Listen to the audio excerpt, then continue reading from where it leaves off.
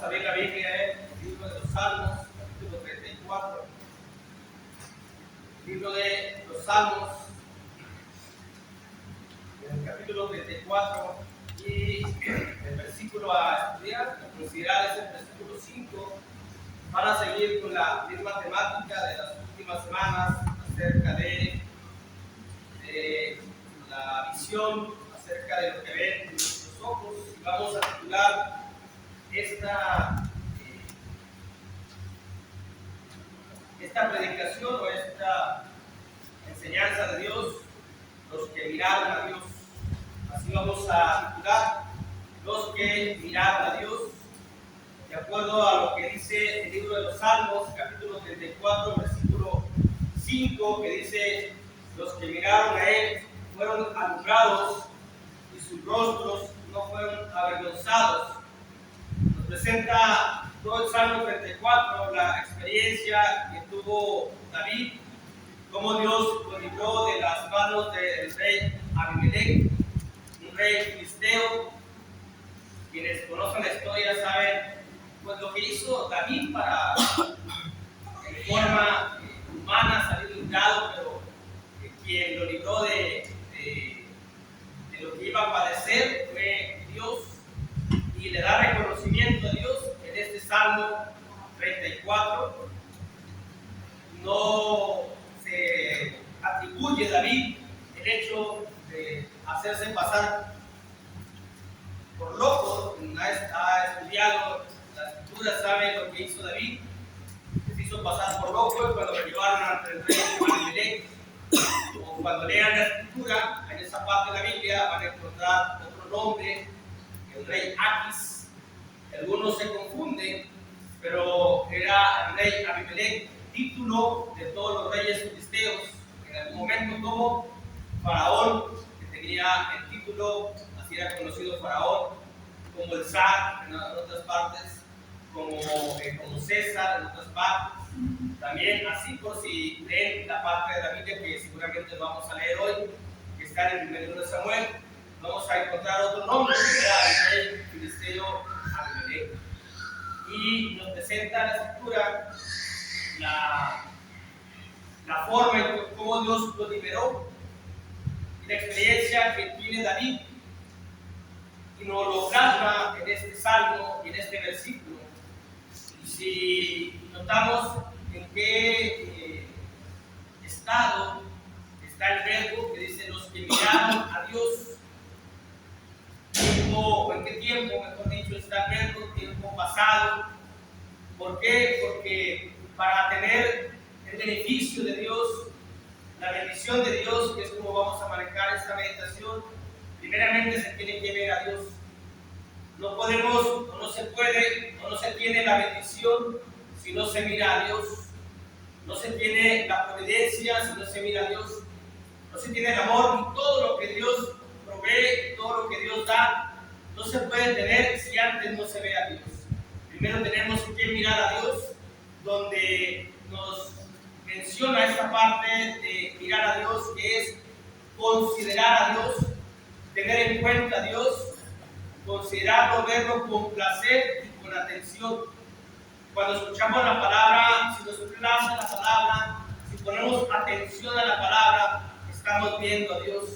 Si le ponemos atención, si no lo estamos viendo o no lo estamos mirando, y obviamente eso no va a generar en nosotros ningún tipo de beneficio, ningún tipo de provecho, aunque estemos aquí.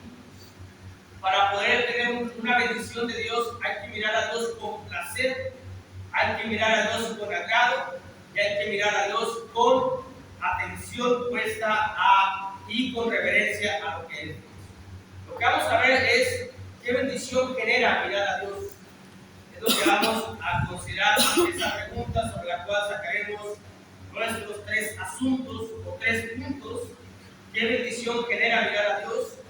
Primeramente, genera la bendición de ser alumbrados.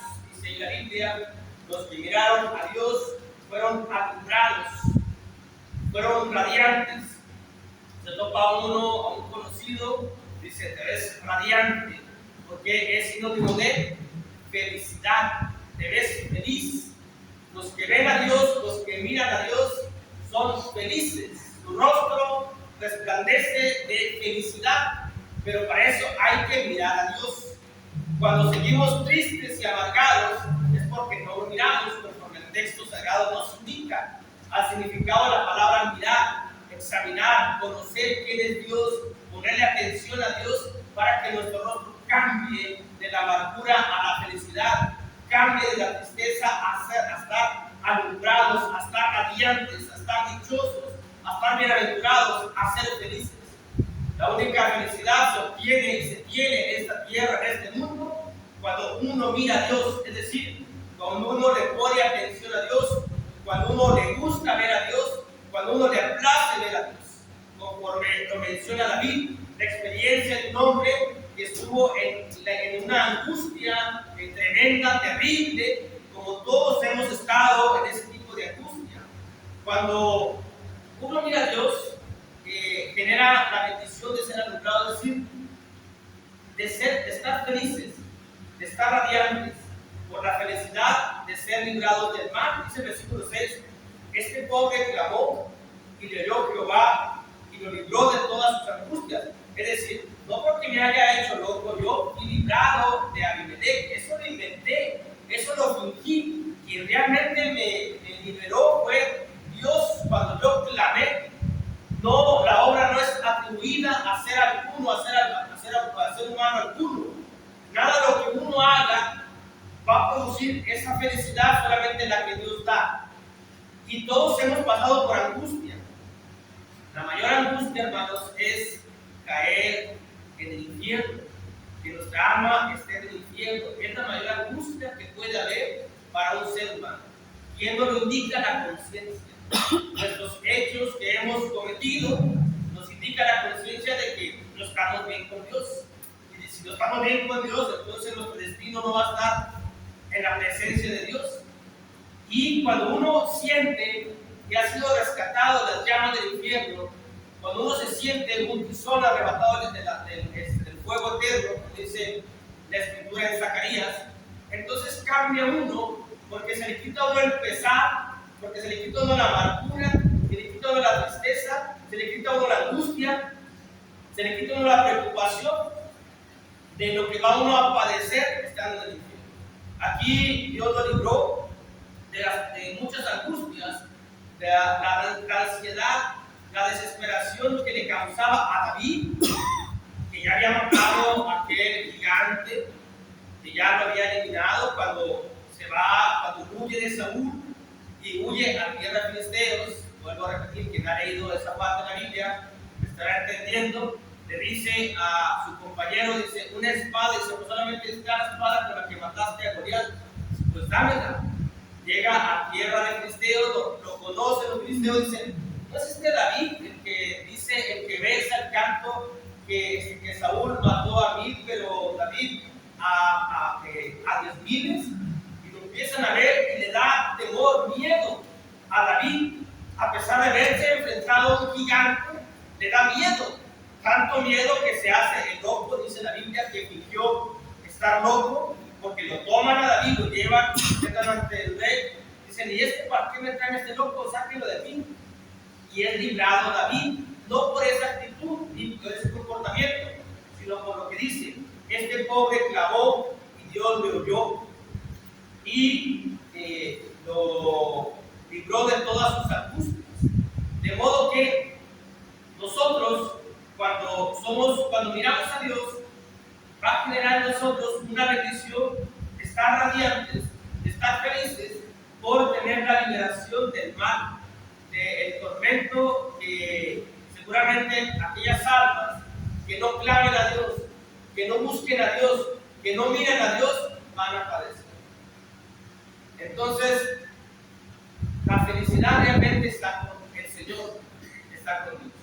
No en los actos que uno hace, no en los éxitos que uno tenga, sino está en mirar a Dios.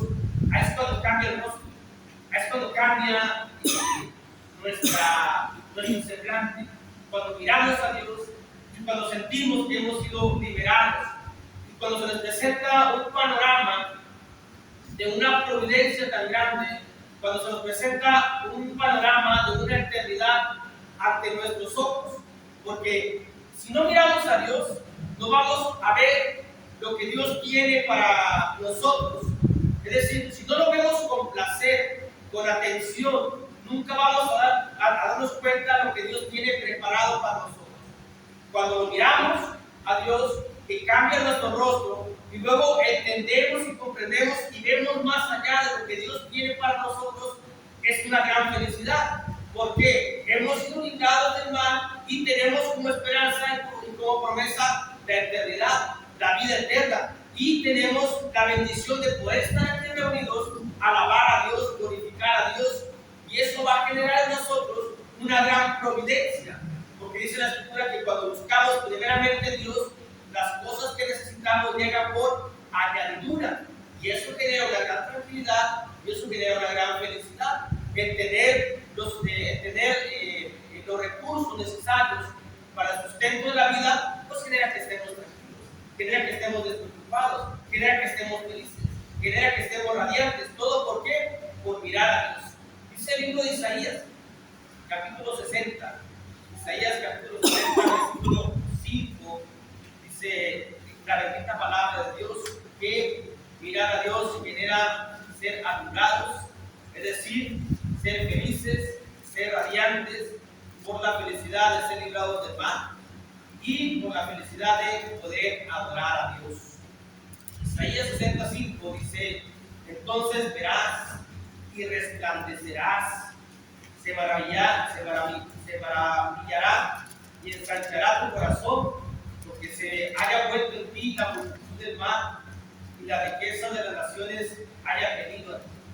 Cuando uno busca primeramente ver a Dios, entonces las cosas que uno necesita llegan, Dios le provee, y aún así las cosas elementales de la vida misma y también las cosas eternas. Entonces, vemos nosotros todo lo que Dios nos provee, porque tenemos una claridad y podemos ver, después de que hemos visto a Dios, tener esta bendición de estar siempre felices, de estar siempre contentos, como dice la carta a los Hebreos, que contentos con lo que tenéis, sabiendo que Dios nunca nos va a desamparar, como promesa de Dios. Entonces encontramos en nuestro estudio, nuestro tema, los que miraron a Dios, que como primer punto, o como primera bendición es ser alumbrados, ser felices. También genera, hermanos, asunto número 2, la bendición de no ser avergonzados, dice, sus rostros no fueron avergonzados. Cuando uno mira a Dios, entiende a Dios, comprende a Dios, cuando pone una atención, eso es mirar a Dios, poner con atención. Y Dios nos enseña su palabra, y Dios nos enseña la obediencia. Pero cuando uno es desobediente a Dios, uno será avergonzado. Cuando uno es desobediente a Dios, y cuando uno cae en pecado por la incapacidad, porque no tenemos la capacidad del poder de vencer al pecado, o no queremos, somos débiles ante nuestros sentimientos y emociones, ante nuestros orgullos, envidias y celos. Somos débiles ante eso, es porque somos incapaces. Cuando alguien es débil es porque es incapaz, como le pasó a Caín, cuando dice Dios allá en Génesis capítulo 4, versículo 4, que Dios había visto con agrado la ofrenda de Abel, pero no le había agradado la ofrenda de Caín. ¿Por qué? Porque Dios ya les había dicho lo que él pedía y demandaba. Pero Caín quiso ofrecerle lo que él quiso. Entonces Dios no vio con agrado la ofrenda de Caín. Entonces dice la Biblia que el rostro de Caín cayó, el semblante. Su semblante cayó. Se vio el cambio, como cuando uno está platicando con alguien y le da una noticia que no le agrada, se nota en el rostro. Así se le notó en el rostro a Caín. Y le dice: el pecado está a la vuelta, pero tú te puedes enseñorear de él. Pero ya se ve llenado de amargura, de tristeza, de celo, de enojo, de ira, Caín, porque no había logrado su cometido de que Dios se agradara de algo que Dios no había pedido. Dios no se va a agradar de algo que no pedido.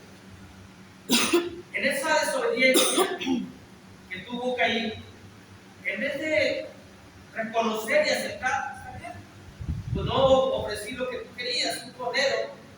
Yo dije, yo no crío animales, yo soy campesino, te doy esto, no.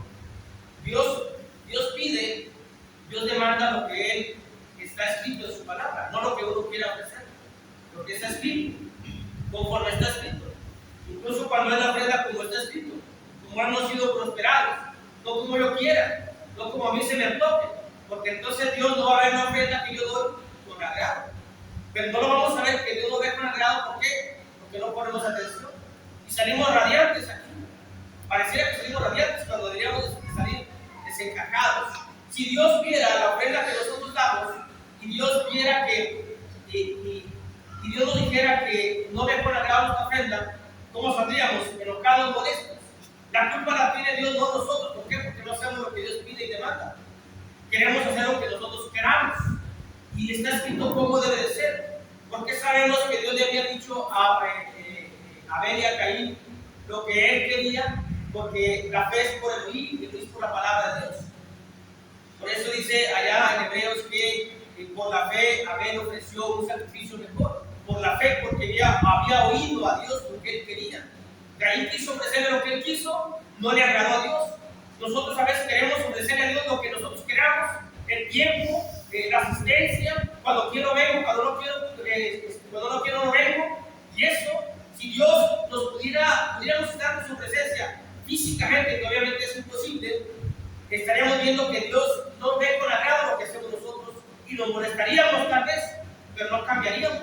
Entonces nuestro rostro se va a caer el semblante y en vez de estar felices vamos a salir avergonzados, porque algún día en el juicio final, cuando demos cuentas a Dios y que Dios nos muestre todas las fallas que hemos cometido, nuestros rostros, en vez de estar radiantes y felices, alumbrados, van a estar avergonzados, con la cara hacia abajo, la cabeza hacia abajo, no poder levantar la vista, y que el Señor nos diga: levántate, mira lo que te estoy diciendo, y no vamos a poder hacerlo. ¿Por qué?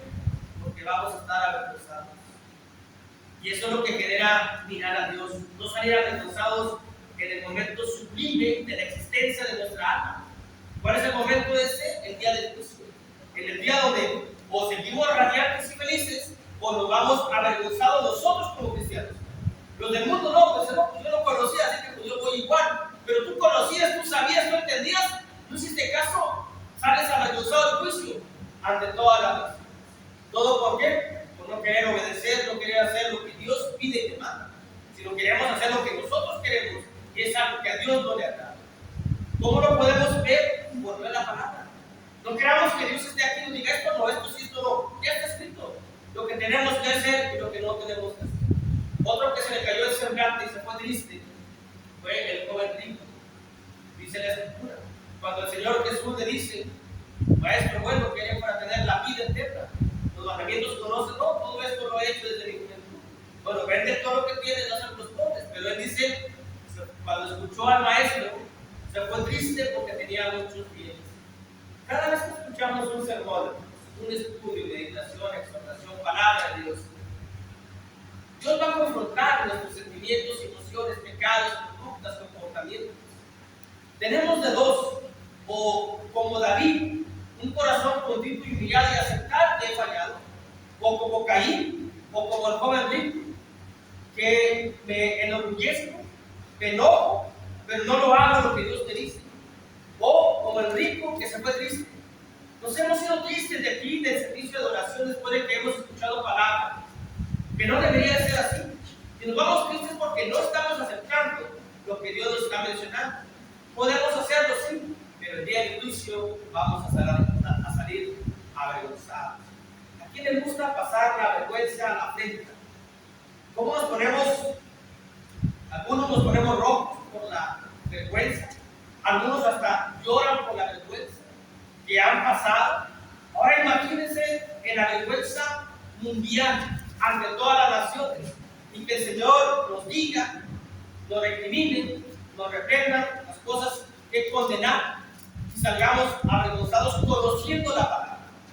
A veces decimos: qué hermoso estudio hemos escuchado, qué gran hermano hemos escuchado, como el tema que estuvimos viendo los varones el miércoles, un gran tema para nuestra enseñanza, pero no nos va a servir de nada si no lo llevamos a la práctica. Así puede ser el mejor tema del mundo, si no lo practicamos, nada más vamos a quedar con qué hermoso tema, qué hermoso tema. La palabra hay que vivirla, la palabra hay que experimentarla, la palabra hay que ponerla en práctica.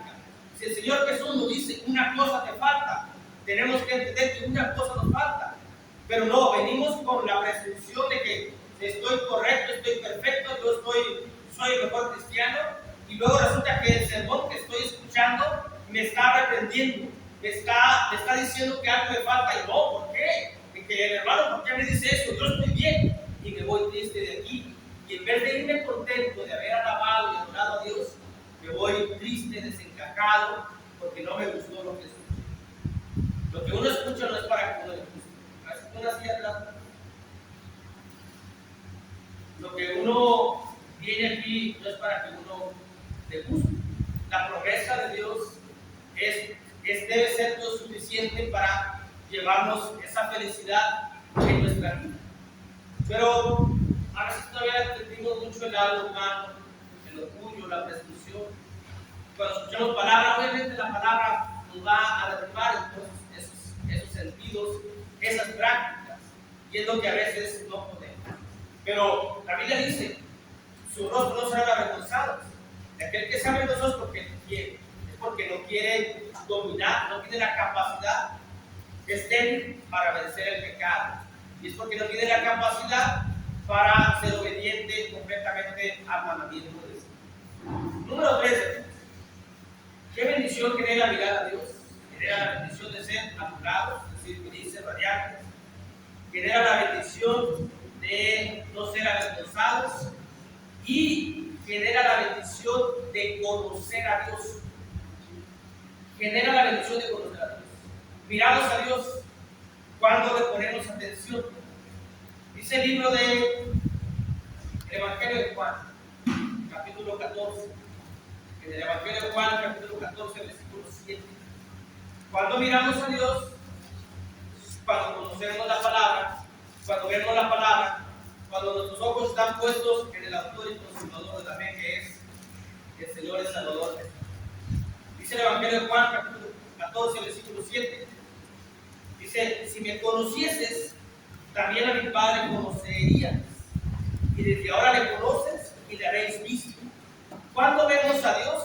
Cuando vemos a Jesús. Es decir, cuando le ponemos atención al Señor, cuando nos place ser cristianos, cuando nos gusta ser seguidores de Jesús, entonces vemos y miramos a Dios por medio del Señor Jesucristo.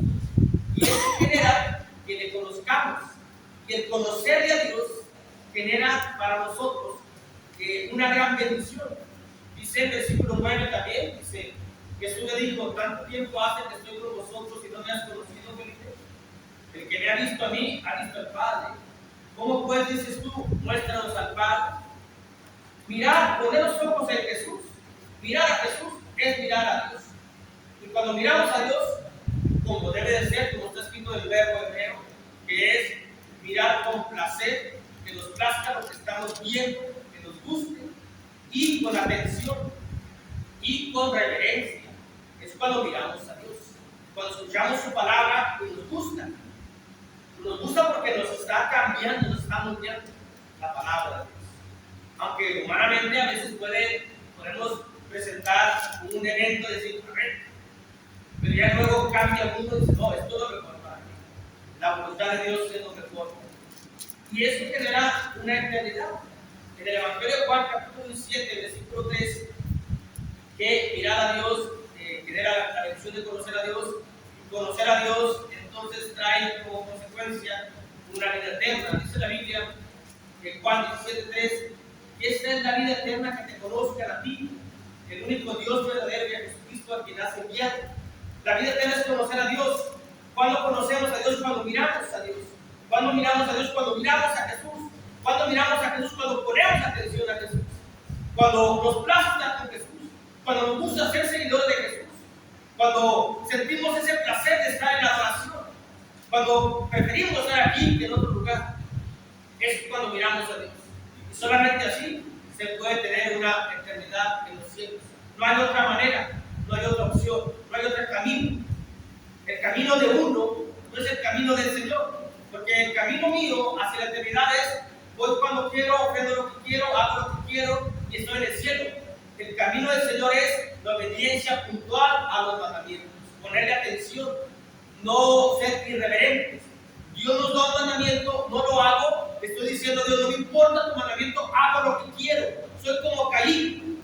Pero Dios me dice: mira, esto para que tenga la vida eterna es esto. No me gusta porque no quiero dejar de hacer lo que estoy haciendo. Me gusta estar todavía en el mundo, en el baile, en el chisme, en lo que hay allá. Entonces tú me dices que no lo haga, me voy triste como el joven rico. Entonces así nunca voy a tener la eternidad, así nunca voy a tener el cielo. Mi rostro va a estar avergonzado en algún momento, porque no conozco a Dios, porque no tengo una intimidad con Dios, porque no experimento estar con Dios, porque no hay obediencia. Entonces, ¿cómo podemos tener la eternidad? Es una gran bendición ver a Dios, o mirar a Dios. Genera ser alumbrados, genera no ser avergonzados, genera conocer a Dios. Y para conocer a Dios y para tener la vida eterna, debemos de considerar a Dios. Mirar es considerar a Dios. Voy en la vida cotidiana, ordinaria, secular que vivimos en este mundo, considero a Dios, sus mandamientos, su palabra, su voluntad, lo que Él ha mencionado, lo que Él ha dicho, lo considero. Estoy presto al pecado, a la tentación, a la fornicación, al adulterio, al chisme, a la envidia, al celo, a la arrogancia, a la soberbia. Considero a Dios que me dice: nada de esto es, nada de las obras de la carne me satisface, solamente las obras espirituales. Entonces considero a Dios y no lo hago. Esto es mirar a Dios, esto es tener la vida eterna, esto es conocer a Dios. Cuando uno considera a Dios, cuando uno mira a Dios con placer y con atención. Y para esto también tenemos que entender, para ver a Dios, para mirar a Dios y conocer a Dios, tenemos que entender cuál es el propósito del rey Abimelech, tipológicamente del rey de las tinieblas, el príncipe de las tinieblas, de hecho. El príncipe de las tinieblas tiene el mismo propósito que Abimelech con David: destruirlo, matarlo. Es el mismo propósito que tiene el príncipe de las tinieblas con nosotros. Quiere matarnos, quiere destruirnos, no quiere darnos algo bueno. Entonces, ¿qué tenemos que hacer nosotros? No fingir como locos, ¿no? Dice allá en el primer libro de Samuel, para conocer la historia y para poder asimilarlo y para poder ejemplificar la conducta que tuvo David con la conducta que todo cristiano debe entender. David sabía que el rey Abimelech lo iba a matar, lo sabía. Había matado a su máximo exponente de la guerra, aquel filisteo, y luego lo ven los filisteos y dicen: no es este David, le presenta ante el rey. ¿Qué le esperaba a David? Dijo que le diera un ramo de flores. Claro que lo iba a matar de una forma cruel, porque lo había exhibido el poderío de los filisteos. Dice el primer libro de Samuel, capítulo 21, versículo 11 en adelante, voy a poner así. Dice: los siervos de Aquís, por eso les dije al principio, si van a ver otro nombre, Abimelech era el título. ¿No es este David el rey de la tierra? ¿No es este de quien cantaban las danzas diciendo: y Dios Saúl a sus miles y David a sus 10,000? Y David puso en su corazón esas palabras, tuvo gran temor del rey de Aquís, rey de Gat, los filisteos. Pero David, y cuando te enfrentaste a Goliat, no tuviste ese miedo, aquí tuvo gran miedo. Dice: y cambió su manera de comportarse delante de ellos y se fingió loco entre ellos, y escribía en las portadas de las puertas y dejaba correr saliva por su barba. Y luego dijo Aquís a sus siervos: ¿quién es este hombre demente? ¿Por qué lo habéis traído a mí? ¿Acaso me faltan locos para que hayáis traído a este que se hiciese loco delante de mí? ¿Había de entrar en mi casa? Ahora, aquí David fingió locura, fingió demencia. La Biblia nos presenta también los errores de los que están escritos en la Biblia. Pero nosotros no tenemos que fingir demencia. Nosotros hay que comportarnos como la gente considera que somos, y no en aquel programa de televisión No, para la gente, un cristiano es un loco. Para la gente, ser cristiano es una locura. ¿Por qué? Porque desperdicias el tiempo. ¿Por qué? Porque estás creyendo, adorando a alguien que no ves, a alguien que no tiene imagen.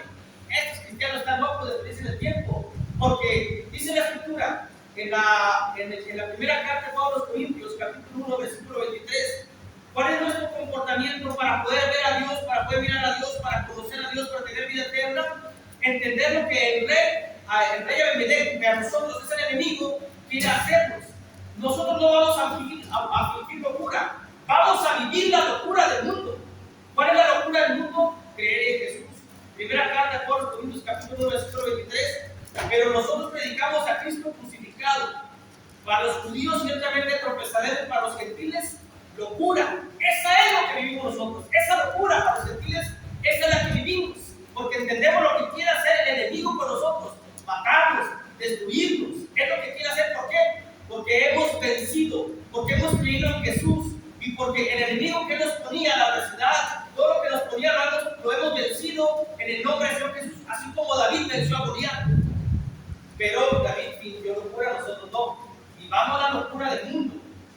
¿Sí me entienden ese concepto? Para el mundo, el que estemos aquí es algo, una locura lo que estamos haciendo. Para el mundo, para los gentiles. Así vivamos, que nos sigan considerando locos, que ellos nos sigan viendo así de esta manera. Entonces, es cuando nosotros entendemos y vamos a evitar lo que el rey, lo que el príncipe de las tinieblas quiere hacer: matarnos, destruirnos. Y vivamos nosotros esta locura, porque Dios agradó a salvar a los creyentes por la locura de la predicación. Y dice Pablo en el libro de Hechos, capítulo 26, Pablo en el libro de Hechos, capítulo 26, cuando estaba ante aquel gobernante también, dice Hechos 26, versículo 24 al 25, Hechos 26, 24 al 25, dice: diciendo que en estas cosas, en su defensa, Festo a gran voz dijo: estás loco, Pablo, las muchas letras te han vuelto loco. Sí, Pablo para Festo estaba loco. Sí, nosotros para el mundo estamos locos. Sí, así que lo vean. Significa que vamos bien, que vamos por buen camino, que vamos a evitar la destrucción. Significa que estamos conociendo a Dios. Significa que miramos a Dios. Significa que tenemos vida eterna. Esa es la gran bendición. ¿Qué le contesta Pablo? Dice: mas él dijo: no estoy loco, excelentísimo Festo, sino que hablo palabras de verdad y de cordura. Las palabras que mencionamos nosotros son de verdad, la palabra de Dios. Para el mundo es una locura. Son de cordura y para el mundo son de locura. Así que nos vean, así, que nos sigan viendo así, en ese tenor, en esa condición. Que vayamos nosotros al mundo y dicen: ¿para qué me traes este loco? Mándalo a la iglesia. ¿Para qué me traes este? Este no me sirve. Que no le sirvamos a los gentiles, que no le sirvamos al mundo, que tengamos esta característica que todo cristiano debe tener. ¿Cuál es? No locos literalmente, sino que el mundo nos vea de esa manera. Entonces significa que nosotros estamos evitando la destrucción del príncipe de las tinieblas. ¿Por qué? Porque hemos mirado a Dios. ¿Por qué? Porque conocemos a Dios. ¿Y por qué? Porque tendremos vida eterna. Por eso Dios, por medio de este estudio, hermanos, del libro de los Salmos, nos quiere hacer una invitación. Dios nos invita a que lo miremos a Él. Es decir, en el nuevo pacto miremos a Jesús, pero con atención, pero considerando, pero con placer. Entonces, cuando miramos a Dios, somos adorados. Nuestros rostros no van a ser avergonzados. Tenemos la bendición de conocer a Dios. Y lo único que nos puede cambiar es Dios, es el Señor. Hay un canto, hay un coro, no quiero que lo cante, nomás algunos se lo saben. Dice, no me lo sé muy bien, pero dice: quiero cantar una dulce canción. Quiero cantar una dulce canción porque dice: pero Él fue el que me transformó y en Él encontré paz y felicidad. Dice ese canto. ¿Dónde está la felicidad? Está con el Señor. ¿A qué nos invita Dios en medio de ese tema? Queremos ser felices, bienaventurados, miremos a Dios. Queremos la eternidad, miremos a Dios, pero con atención, con placer, considerando. Entonces seremos bienaventurados eternamente. Dios los bendiga. Amén.